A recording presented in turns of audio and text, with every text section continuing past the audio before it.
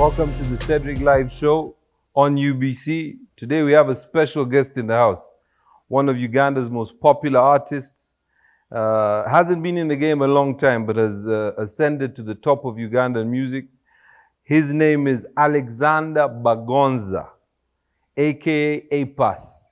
Apass, welcome to the show. Thank you. I'm humbled to be here. So tell me, man, a lot of people want to know about Apass. You haven't been in the game a long time. Yeah. Compared to other artists. True. I remember you a few years ago when I was having a video release. True. And you were performing with Petrobus. And I was watching the stage and I couldn't even see you. Yes. I was like, I keep hearing this guy Apass, but I don't see him, Yes, true. And of course, that's when I met you. I think this is maybe 5 years ago. And now you're one of the most followed and vocal artists in Uganda. True. You have a lot of hits. You're very opinionated about different things. Yes. You have presidential aspirations, but we'll get to that. So I saw that on social media. Yeah. I don't know whether you're serious, but I'm going to, we'll touch on that in a little bit. So tell me about, first of all, you were Alexander Bagonza before you were Apass. Yeah. So who is Alexander Bagonza? I think Alexander Bagonza is the man that created Apass. Because for most people, they think those two beings are separate. It's just one person. But one creates the other, which is a persona. It's just the act, because I sing. And but it's not any different. I feel like we are just one. And I happen to sing. I happen to speak my mind very, very much. Yeah, we can see. Yeah, or we can hear. And I really don't care what any other person would think about what I think. I'm not really bothered. So I try to say what I have to say. Then the rest is up to whoever has to listen to that, if it hurts or it makes you feel good. So we keep it real. And that's me, Bagonza Alexander. I love to keep it real, and I like to be honest with whatever I have to say. I don't want to regret what I said.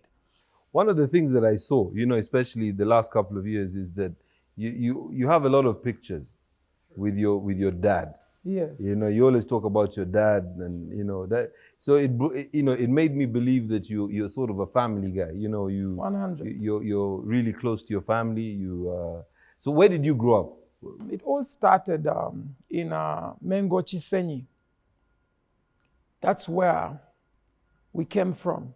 That's where I happen to be a human being, yeah. Leave alone the hospital. Still a human being, yes. Yes, that's where the journey began. Yes.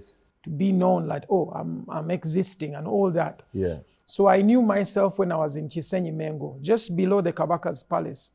So we grew up in a slum. And my dad was a mechanic back then at Total. And he was working. He would walk to work, come back home walking, come back with milk, with bread. So everything looked good. And I was a kid who loved music because they used to play music around home. So my childhood days were just those simple ones because we didn't have that big house. We were living in a 2-room house. The sitting room would transform into our bedroom, the kids. Yes. By that time, I think we were like 3 kids by that time. Yes. Me, my big sister, and my young bro. She's your manager now, your sister? Yeah, my sister is now my manager. What's her name? She's called Maureen. Yes. We've called her a few times. Yeah. She's very rigid, so yes. Is she an accountant? Because she's so straightforward. Because her figures don't lie, Yes. Every time you call her, she's very particular about the figures. Yes. So it seems that despite your humble beginnings, you came from a loving family. Yeah, they really took care of us. And I remember when we were kids, before even going to school, our dad made sure that we have a teacher who comes at home to teach us. Before we went to nursery and all that, we were learning English at home. So our dad really wanted us to be good at certain things like math and all that. So the teacher would come and teach us at home. As we were growing up, 2 years, 3 years, someone would come and coach us at the same time. So growing up was very easy for me because the family really supported. Birthdays were always a must. And was generous since my birthday is December 21st. They would put it on Christmas. And we just celebrate with the whole family. And it seems your teacher did a good job, because now I hear people calling you teacher Apass. Yeah. So it seems he did So a really weird. good job. I hated the name teacher. Yeah. You know why people call me teacher even now? It's because I love to speak. And at the same time, when I used to go to studios back then, I would hold a book and a pen. So I really looked like a teacher, and I would dress up like in khaki pants and a shirt. Like I didn't look like the artist. I just looked so normal, because most artists will have like chains, would have like good t-shirts, would have like jeans that are shredded in one way or another, those faded jeans and the cut, whatever. And the earrings and everything. Yeah, and I really didn't look like an artist. So they would always call me teacher. So where did you go to school? Did you go to school in that area? And then afterwards, what happened? School, I started at Kampala Kindergarten. Yes. From Kampala Kindergarten, I just crossed over to Nakasero Primary School. Okay. For my SP P1 to P7. Yes. I repeated one class, that was P6, since I was young. Yes. Like I started young. Because in my nursery school, I went before time. My sister was going to school and I didn't want to stay home. So I actually went to school before I was supposed to go to school. Yes. Not many people go to school at the age of like 2 and 8 months, around that time, because it wasn't ready to start nursery. But they took me just to be around, because I didn't want to stay home. Maybe that was your preparation for social media. I think, and it helped me. I would stop teachers from teaching. Yeah. Like like I really wanted to talk. For some reason, I don't doubt you. For some reason, I don't doubt you. So from Nakasero, where did you go? So from Nakasero, I went to Maryland High School. It's here in Kampala? No, it's in Entebbe. Okay. It's in Entebbe. So I went to Maryland High School for my S1 to S4, left Maryland, went to Creamland campus, St. Lawrence, then came back to Maryland for my S6. Yes. Finished off, went to Makerere University. Okay.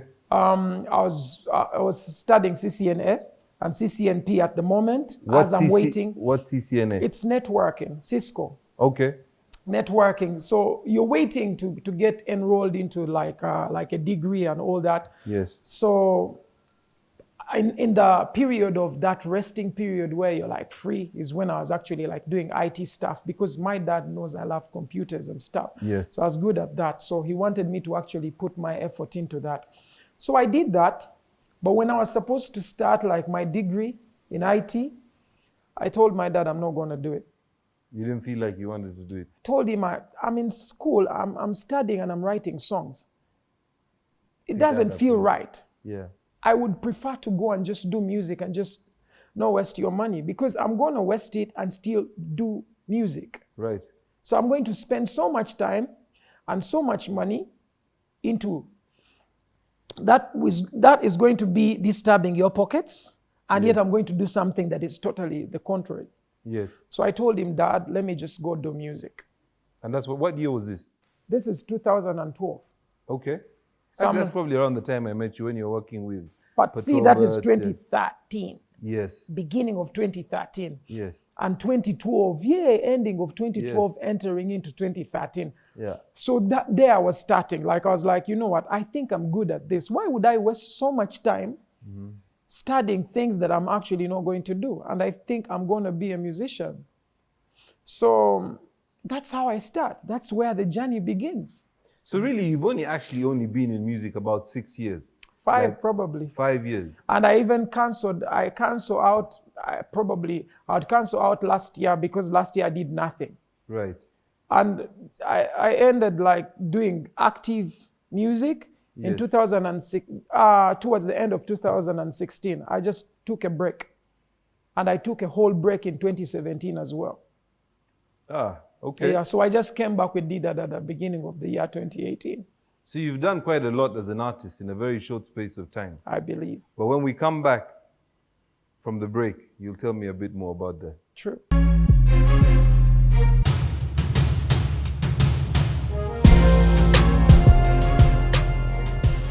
Welcome back to the Cedric Live Show. We're here with one of Uganda's top artists, Apass. So, Apass, this musical journey, 5 years only. Yeah. You're at the top of the game. True. But some will say you're a bit controversial True. in terms of some of the things you say on social media.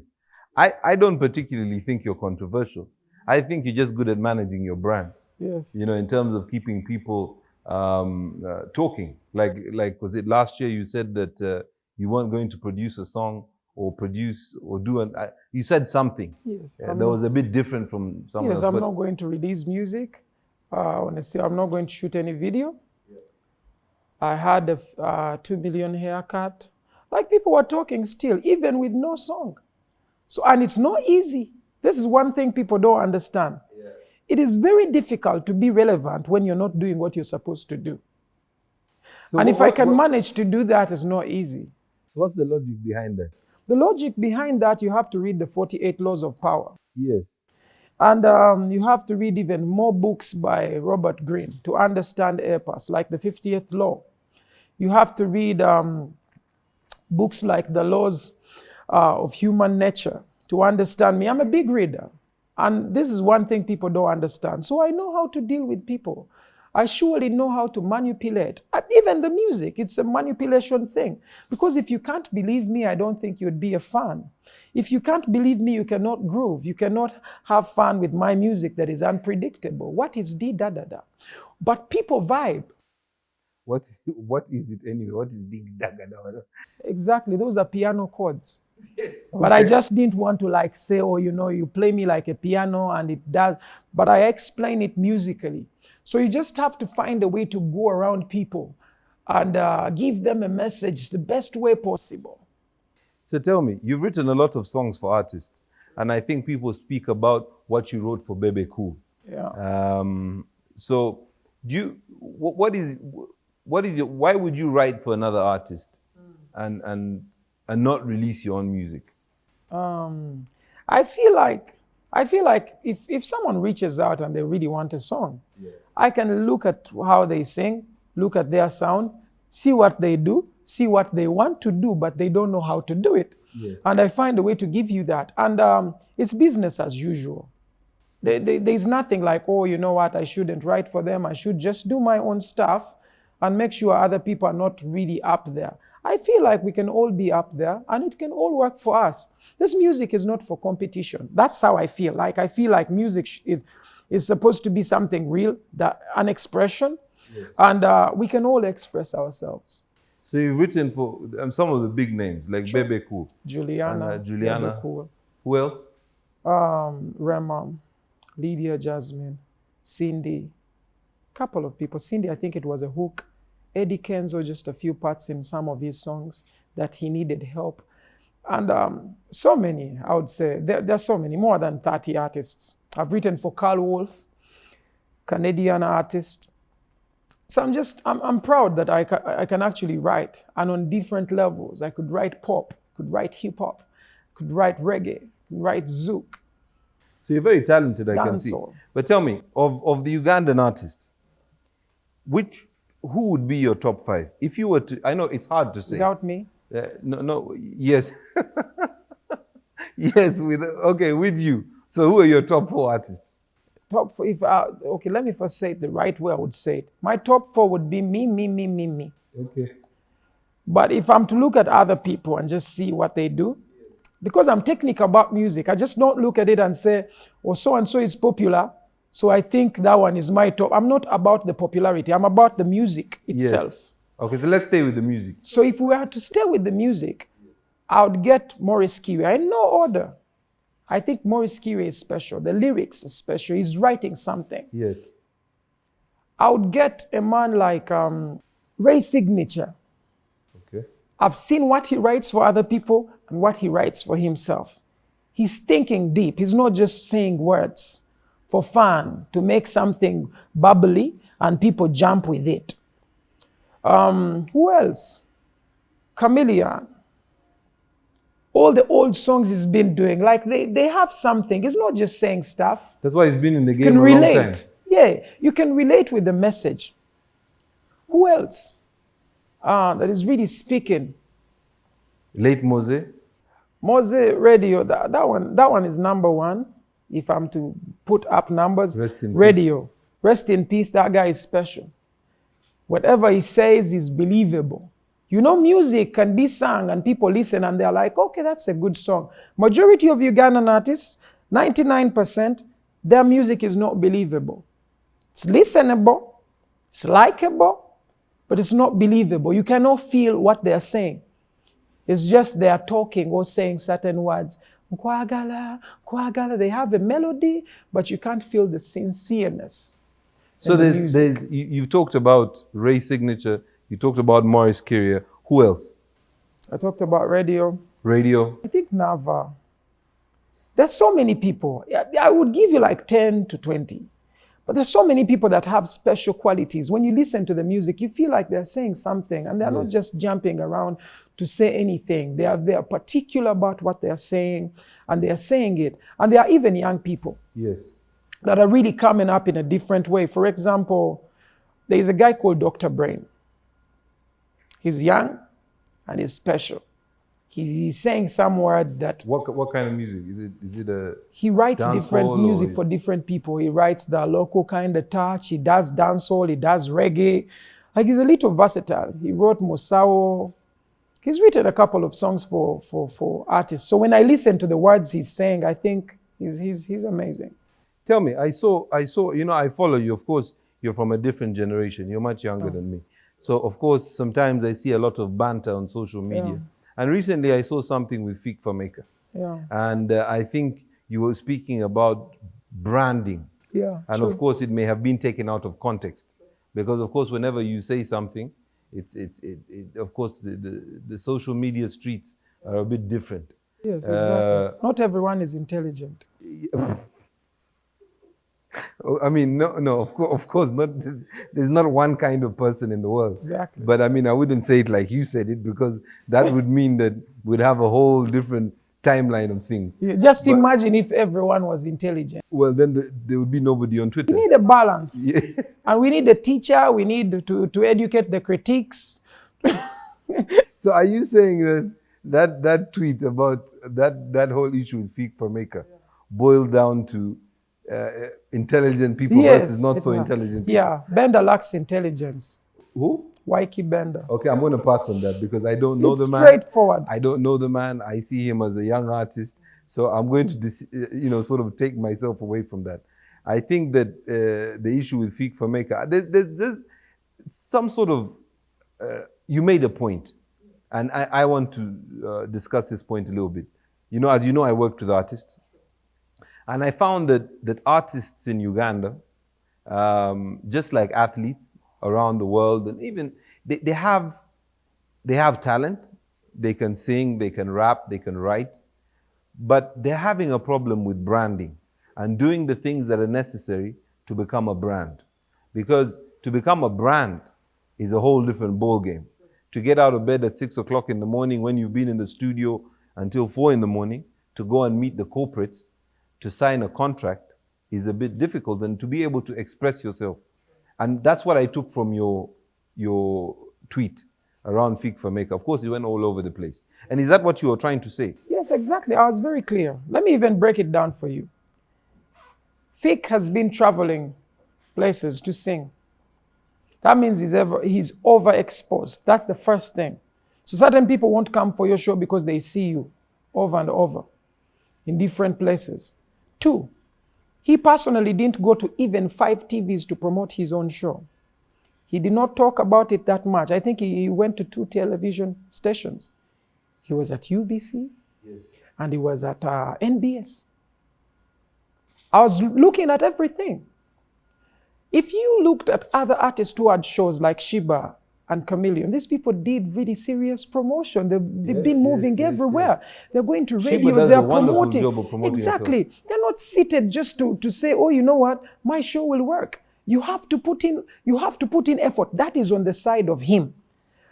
Now, the management as well probably had an issue because the show was like, boom, we have a show next month or in the next 2 months. You just don't come to people's homes randomly and say, I'm here for food.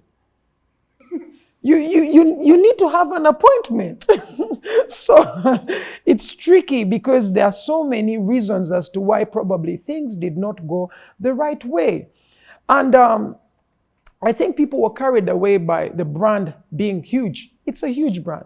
Vic is a huge artist, I think. He just didn't make an appointment. He just didn't make an appointment. And I think they didn't set it up very well.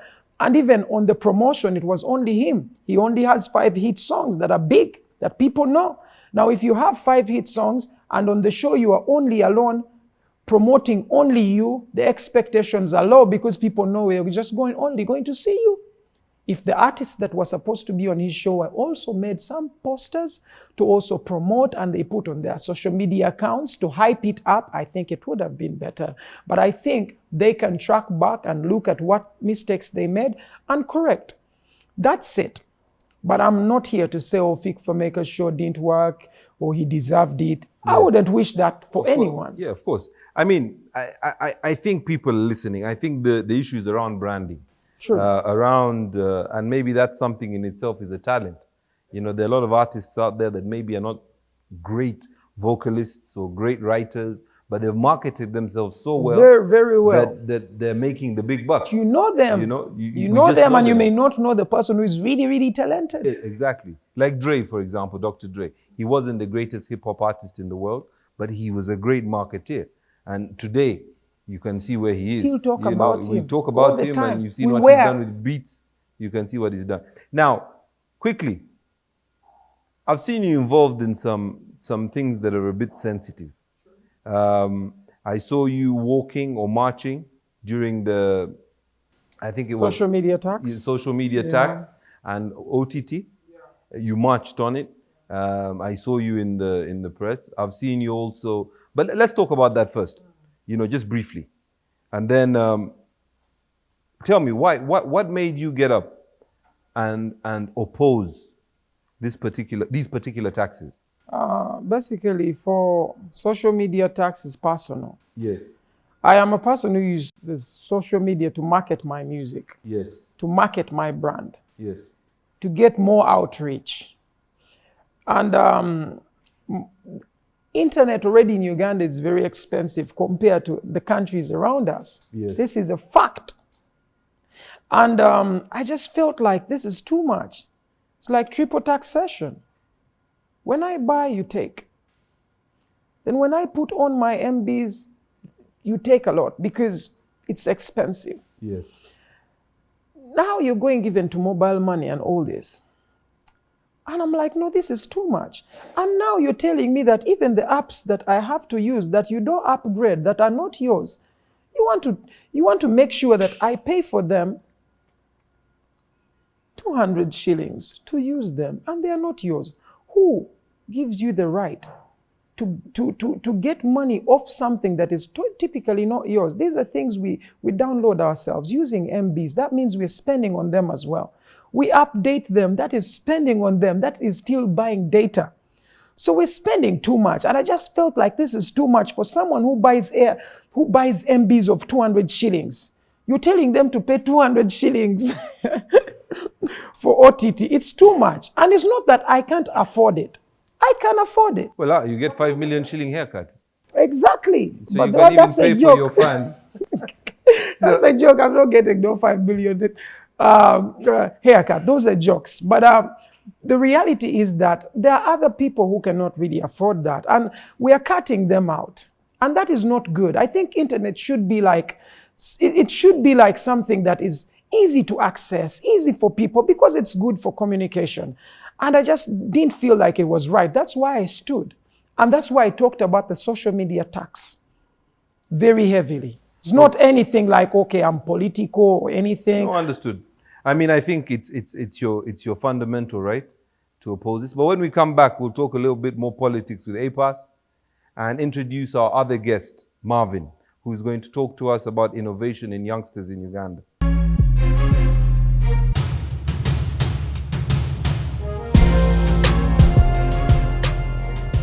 Welcome back to the Cedric Live Show. I'm still here with teacher Apass, talking politics. But we also have another guest on the show, Mr. Marvin Banda, one of the Ugandan innovators. and you're 19 years old. Yes, yes. Does that mean you're like born like in 2000, what? 19 what? 1998. Jesus Christ. And of course, we have Cass Baby in the building, one of Uganda's leading DJs. But Apass, let's come back to you before Marvin introduces himself. We're talking about politics. What do you think about the politics in Uganda at the moment? I've seen you, I haven't seen you, but you know, I know you have an opinion. Yeah. Because you have an opinion on everything. Yes, almost. So what do you think of this multi-party politics? You have the NRM, which is led by President Museveni. You have FDC, which was led by the retired Colonel Kizza Besigye, Dr. Kizza Besigye. Now we have a new party forming by Mugisha Muntu. And then we have this party. It hasn't been formed, but it falls under the whole people's power, whatever you want to call it, led by Bobby Wine, Honorable Chagulanyi. That's his name, you know, and that's what he's recognized as in Parliament. What are your thoughts? I mean, you young guys, you know, you're talking about a guy who, you know, this guy is almost as young as Twitter, you know. So, I mean, tell me, what's your opinion on it? My opinion on politics is very straightforward. I feel like politicians come from wherever they come from with good ideas, get into the system and change everything. Which is so bad, because if you stand for something, see it through. When I go in studio to record a song, I want to come out with a song perfect.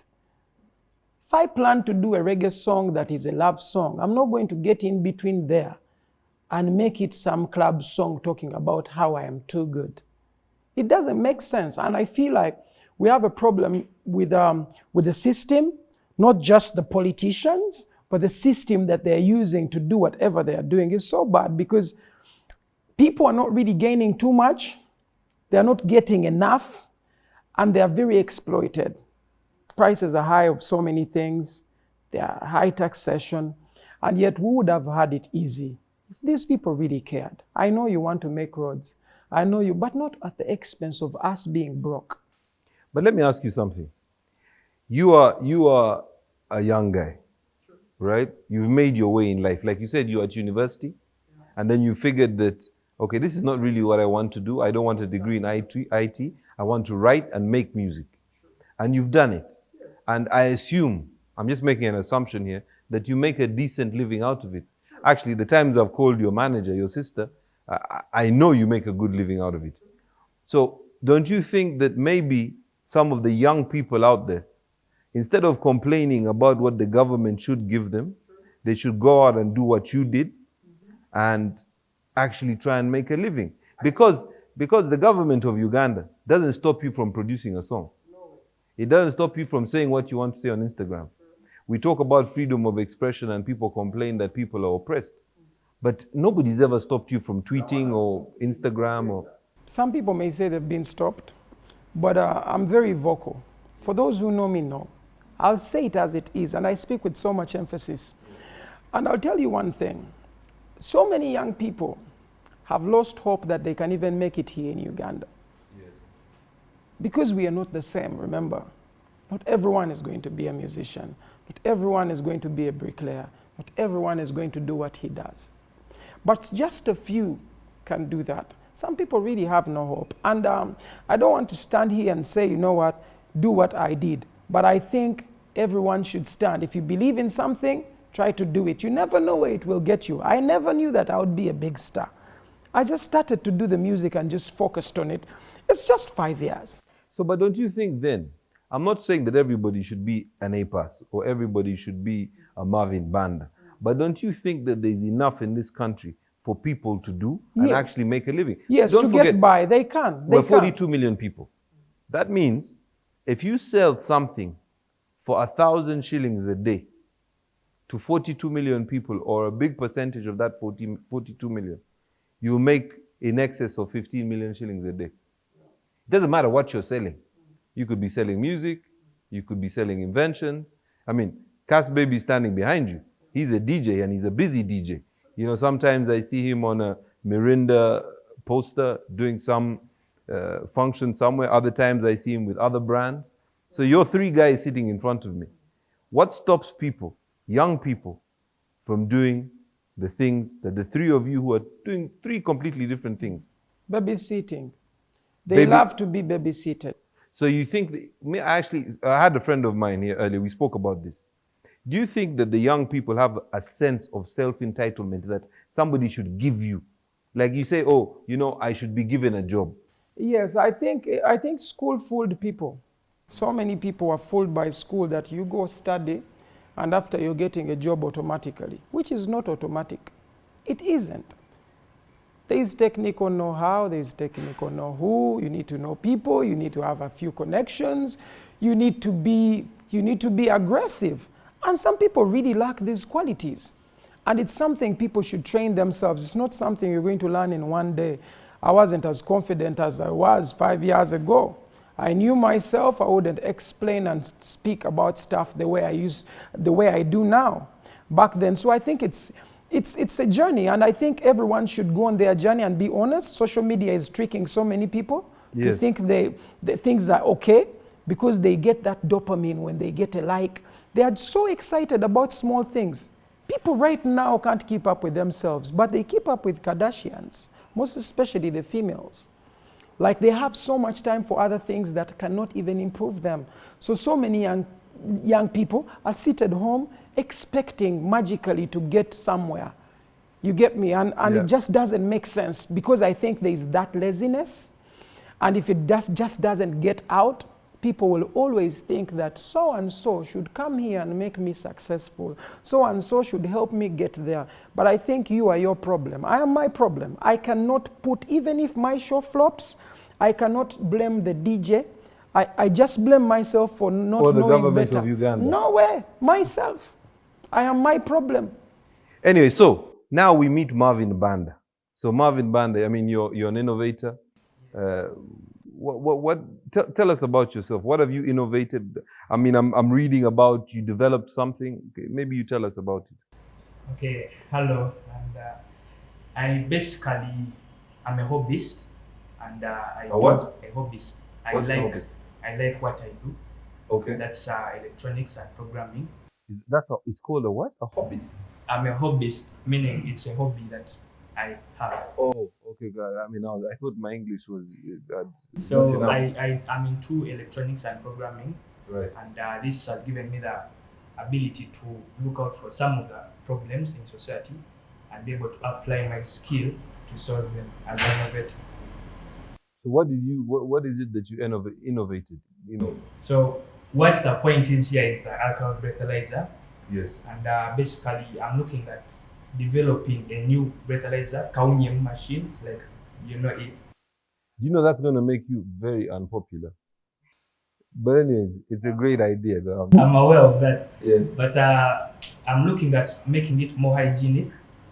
We found out that some people who are to be tested by the traffic officers resent these machines because they believe they are unhygienic. We found that some traffic officers, due to the shortage of the mouthpieces that are blown into, share one mouthpiece for more than one person. So I and my team, we came up with a breathalyzer and we call it Project Kaseke because it uses straws, normal drinking straws, through which a test subject blows in order to be tested for the alcohol percentage.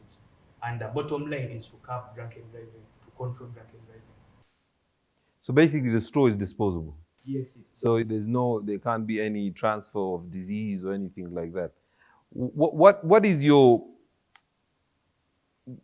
motivation behind this? Do you plan to make money out of this, or are you going to make a living out of doing this? Have you got any contracts?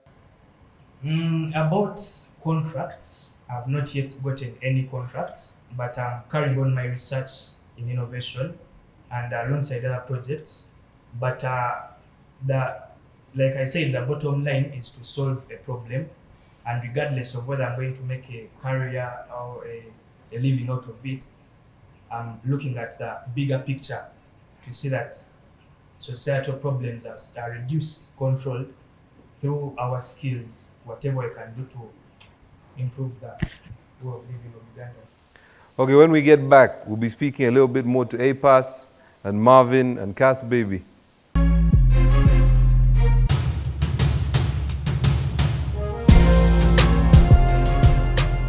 Welcome back to the Cedric Live Show. I'm here with Apass and Marvin Banda, the innovator. So Marvin, tell me, you're doing this project of the breathalyzer with the Uganda Police Force? It's Or it's in prototype stage or something?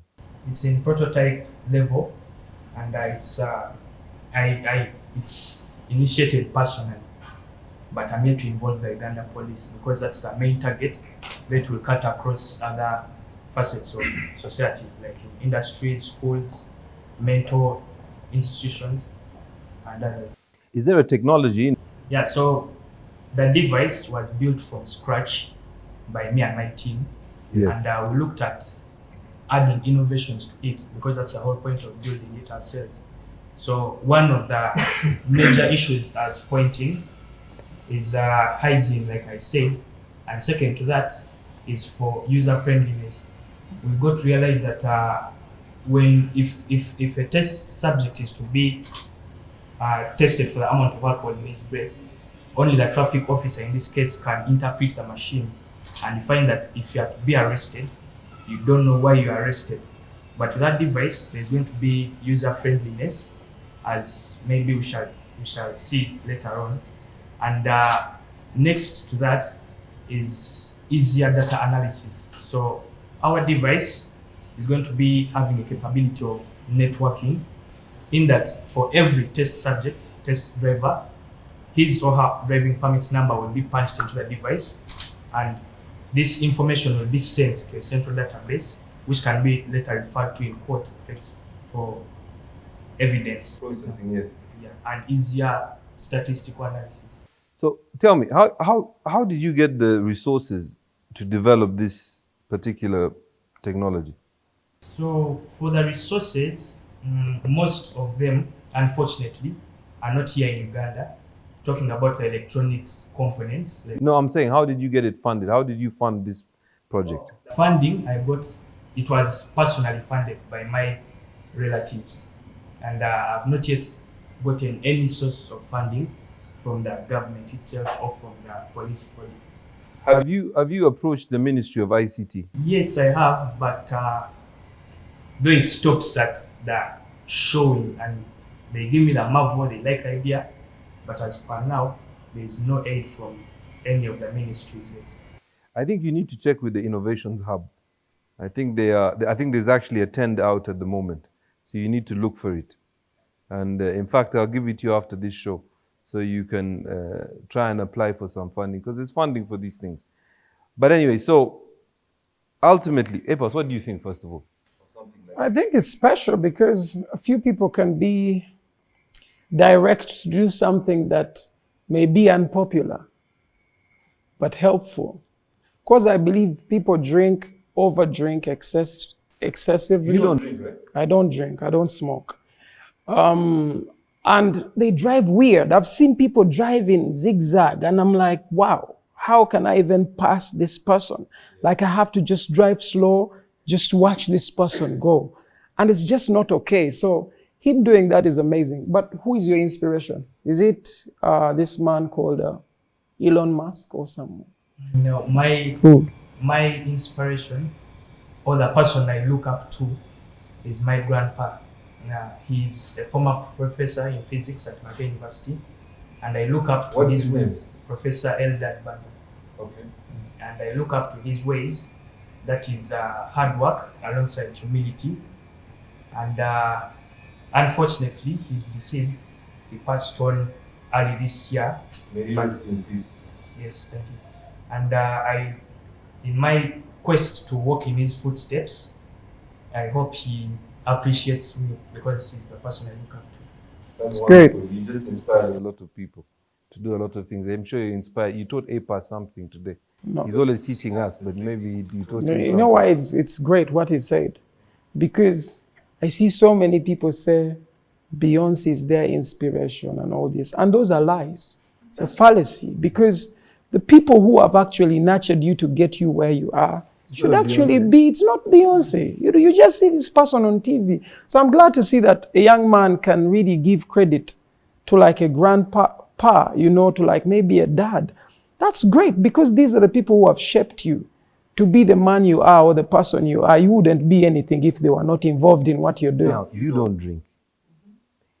He's developing something that is aimed at curbing excessive drinking. And I'm sure whatever he's producing is going to save many lives.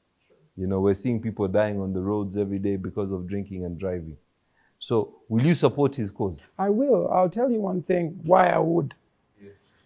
One of my border guys that was like one of my most loyal border guys was killed this year by a policeman who was drunk and driving. He moved from his side of the road, came to this side, knocked him down. He was actually coming to see me, dead. It just felt so bad, and this policeman was in prison for the same reason, and he came back and did the same thing. He killed someone and he killed another person again, which is so sad. Everyone needs to be careful, whether it's the police or whether it's these normal people, because anyone can drink and drive. And people should just be very careful with such things. Yes, exactly. You'd rather take an Uber or something like that. Someone takes you who's professional and that hasn't put in too much, you know, and you just get home safe. But it's so bad that people get to that level. So what he's doing is good because it gets people to know that, hey, you know what, when I'm driving, I shouldn't drink because some gentleman has a very good machine that will nab me. Kasbib, you have a question for these guys? Just one for Marvin. I was wondering, do your friends know you actually created this? Yeah, my friends actually know. And what do they think about it? They are really proud of me. Honestly, they are proud of me. I'm proud of you, man. You know, and I don't really know you, but I'm proud of what you're doing, and I wish you the best. You're sitting right next to one of the most popular guys on social media. So you have to, he's actually, no, a popular artist. Let me not say social media. So he says that he'll help you, and I'll follow him. I'm going to hound him the way Marvin Banda, and let me keep quiet about that story. But I'm going to hound him on social media so he follows you. Are you on Twitter and all these things? Yes, sir. So what we're going to do is we're going to play a song. Cass Baby is going to play a song dedicated to both you guys as young, inspirational people. And of course, we have teacher Apass. He's going to. But anyway, Cass Baby, play the song. Let's hear what you have. I have one song. Yeah. I know it's Apass's favorite song. You see, Cass Baby, this is why I don't like you. Why are you playing Doompa Wine? You should Mr. Cedric, who is this DJ? Is that better? This is better. Okay. I feel comfortable.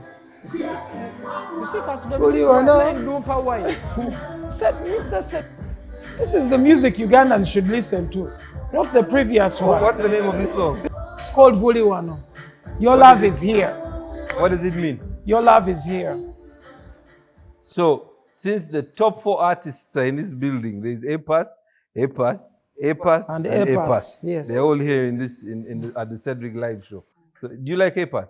I like him very much. No, you don't have to agree. If you don't like him, you tell the truth. I'm liked. Right. Honestly, I like him. I like Humbled. what he does. Yeah. I'm humbled. It's a pleasure. We give thanks. So, guys, listen. Tell me. So, how long has it taken for you to? How long do you think it's going to take for you to complete this device? I started building this device 1 year ago, Right. and like Apass earlier said, it's a journey. For example, from my point of view, innovation is a journey, and I'm not certain about how long it will take, but I truly believe that it will bring change. It will, no matter how long it will take to be fully ready, to be on the roads, to be in schools or to be in hospitals. But I believe there will get a time, and it will be its use will be manifested in our country.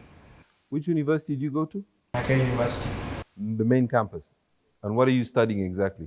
doing a bachelor's of information systems and technology. Good. So, do you have any other innovations? Yeah, I have quite a number of innovations in science and tech, but currently I'm having a technological project that is in AI, artificial intelligence, and I'm designing a robot, you can call it, that will facilitate the blind children specifically to learn how to write and draw. Oh, using Braille or?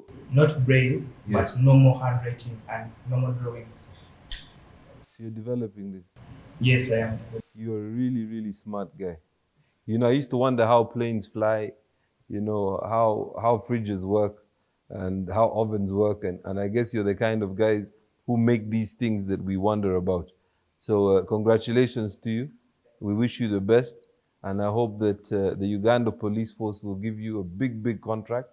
Please don't forget us, you know, and please buy Apass's music when you become a billionaire, you know, so that Apass can carry on making music. But before you go, I want you to look into that camera and I want you to give a word out to all the guys your age and younger and older on this inspirational story you've told me today. Okay, so not forgetting to those that are having these alcoholic beverages, I know they may be enjoyable, but have them with maximum responsibility and take caution and don't drink and drive. Thank you very much. And of course, we'll go back to Apass. First of all, thank both of you for coming on my show. Apass, I'm honored to have you. It's a pleasure. We give thanks. It's been nice to see you grow up into a top artist in Uganda. From this shy guy I met 5 or 6 years ago. So thank you very much for coming on the show. And maybe you can give a word to our guests, not our guests, our viewers, and tell them, teach Apass, teach. My words are very simple. I'm a man who doesn't like to say much sometimes. And today I just want to tell you to be yourself. There is so much acting. I know we are all actors, but it's far more better to be yourself and be true to what you believe, you know. That's if it's not bad or affecting other people, but if it's affecting people in the right way, try to do it. Follow your dream, try to be yourself, try to be practical enough. Whining, moaning, and groaning doesn't help. You just have to put in action and do what you have to do. Life is so real. Life is not a game. And for those who think it's a game, you will see what happens if you treat it as one. But life is very real. And life is what it is. Just be yourself. Thank you for coming on the show, Apass. And Marvin, thank you very much. Good to have you